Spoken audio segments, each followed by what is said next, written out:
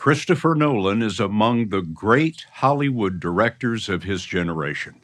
His blockbusters have won 18 Academy Awards and hauled in more than $6 billion.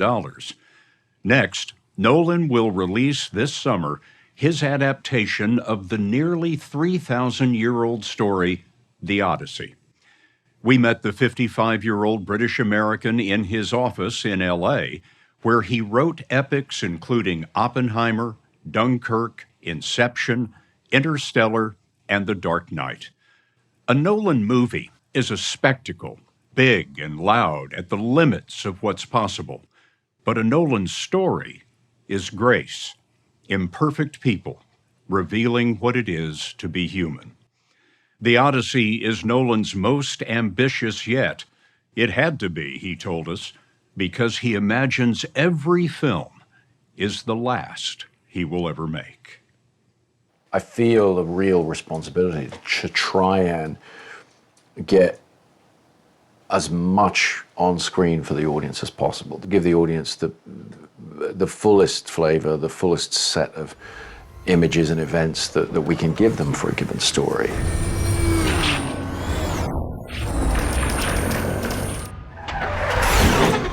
What are the essential elements of a Christopher Nolan film?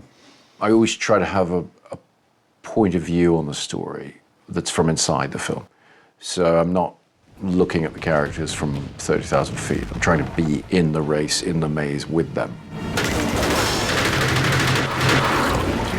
Because I want to try and give the audience a sense of what a place would smell like, what it would feel like. But you're also trying to make the most involving, the most extreme version of a story possible.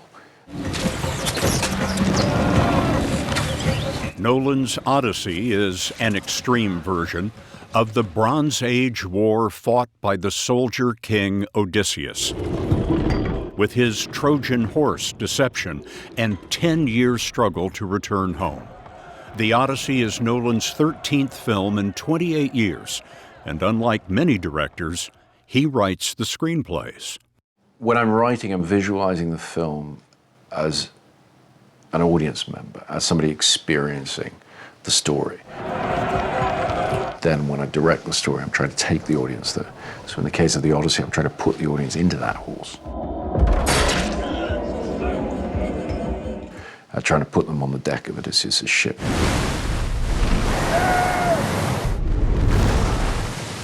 You don't want the audience to watch the film. You want the audience to be in the film. Very much, yeah. I have a feeling of having connected with these characters, having lived in the world with these characters. Action! We're sitting next to your desk. Yep. And I couldn't help but notice there's a book right next to me called How to Make Good Movies.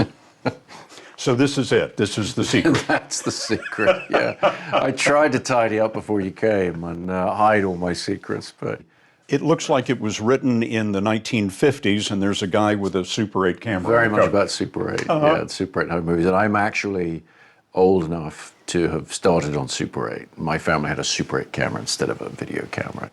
My earliest memories literally are of Chris making movies. Nolan's younger brother, Jonathan, is a Hollywood director who told us that Chris was handed the family 8mm camera to keep him busy. Our take on Star Wars, of course, in the basement, blowing up some of my toys with firecrackers. Probably 8 or 9 years old at that point. I would have been 3 or 4. What was it that fascinated him about the camera? I think he's just always been captivated by the idea that you could take this device and use it as a portal into another universe. It was like a door. Another universe, but a door that at first Chris Nolan had to batter through, like the astronaut in Interstellar.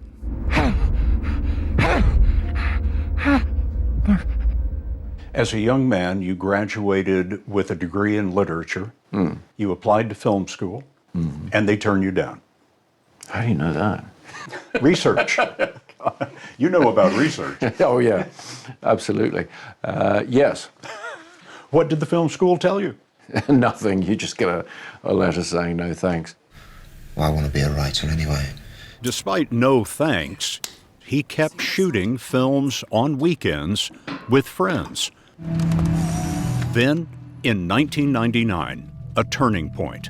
He made Memento. I don't remember.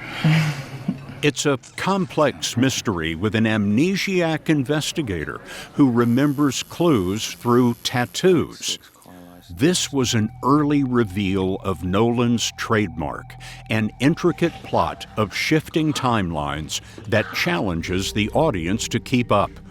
But movie executives feared it was confusing. Something doesn't feel right. No one wanted to distribute Memento. Yeah, we don't have to say it quite like it's quite so sternly. I mean, it had the story has a happy ending. But the story does have a happy ending, and no, it was a lesson in humility. It was a lesson in patience of independent filmmaking, which is, you finish a film and you really feel you've achieved something, but convincing the industry of that, the distributors of that, it can take a long time.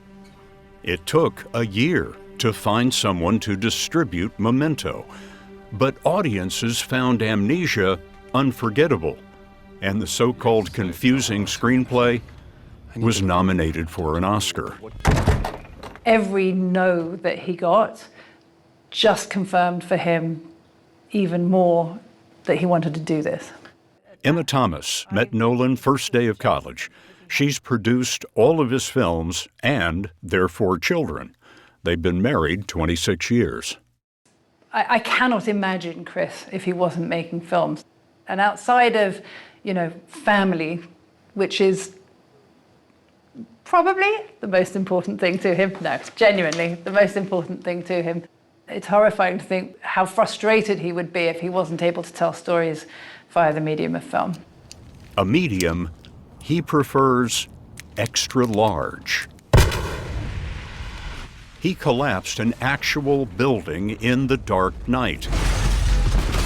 Nolan uses computer animation, but not if the authentic is humanly possible. In the film Tenet, he bought a 747 and built a hangar to crash it into.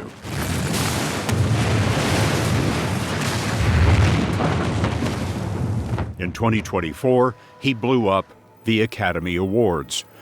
Oppenheimer won 7 Oscars, including Nolan's first for Best Director and Best Picture. Seems to me you make movies the hard way. And the harder the better as far as you're concerned. The harder the better, right to the point of the Odyssey. And I think we pushed pretty hard on this one and maybe found some limits. Let's go!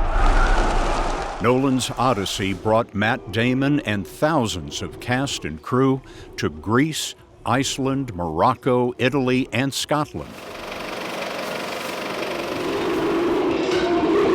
He shot 2 million feet of IMAX film.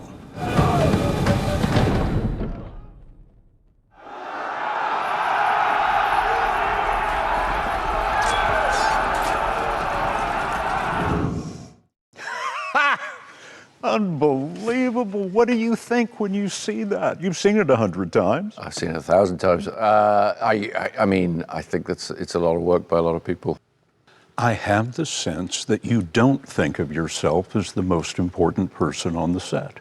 I think of myself as the representative of the audience on set. That's my North Star. That's how I have to be looking at the film. So in a sense, I am the most important person on the set because I'm the audience. In taking on the Odyssey, it does become about scale. It needed to be the biggest film that we had done. It needed to be challenging to all of us because that's the nature of the story.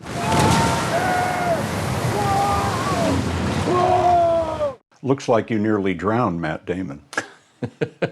We certainly put him through his paces. I mean, it was the hardest movie I've ever done, by far. I mean, not even close. This is Damon's third Nolan film after Interstellar and Oppenheimer. The first meeting I had with him, at the end of the meeting, he said, this movie's going to be hard. I kind of looked at him like, I've made, 100 movies or whatever. I looked at him like, yeah, I know. And he looked at me and went, no, this movie's going to be really hard. Nolan often returns to his stars, including Cillian Murphy in the Batman films, Dunkirk, and Oppenheimer. He really understands what actors do and what is required of them to do it. He's an actor's director? As far as I'm concerned, yeah. People might not think of him that way because the canvas he paints on is so big, but look at the performances in his movies. Particularly in the case of actors, you're handing them a script and you're saying, okay, you go away and you become an expert on that character's perspective on the story. So then when I'm on set, they're informing me. They're bringing me information about how that character would see things, how that character plays. So in a way, it's the opposite of what people think it is.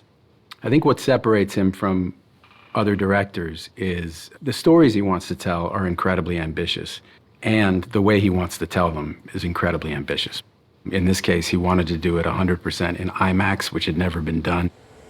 IMAX is Nolan's great ambition. It's really a wonderful way to retain the original image. The Odyssey is the first feature shot completely on the giant film format. When Nolan was 16, he saw an IMAX documentary at a museum and was spellbound by the 5-story screen. But IMAX is expensive and cumbersome. Digital photography and editing are faster and cheaper, so almost no one does this anymore. Look at the splicing machine. Yeah. It looks like it was made in the 1940s. Probably was. We watch the Odyssey being cut and glued together in the last film lab of its kind in the world. Why keep this ancient art alive? Well, the 70mm IMAX frame has resolution or image quality up to 3 times higher than digital. Art, the hard way. And there it is. Oh, nice. Very clean. Hollywood could say IMAX isn't practical, screenplays shouldn't challenge the audience, and computers are cheaper than a 747. But the people we call artists are inspired by dreams, like a 7-year-old with a Super 8. How would you like Hollywood historians to describe your career? Long. I'd love to feel that I had added something to the body of work of all the filmmakers I have admired and that great film history that's developing. If I can play some part in moving the language of it forward somehow, that would be a great thing to be remembered for.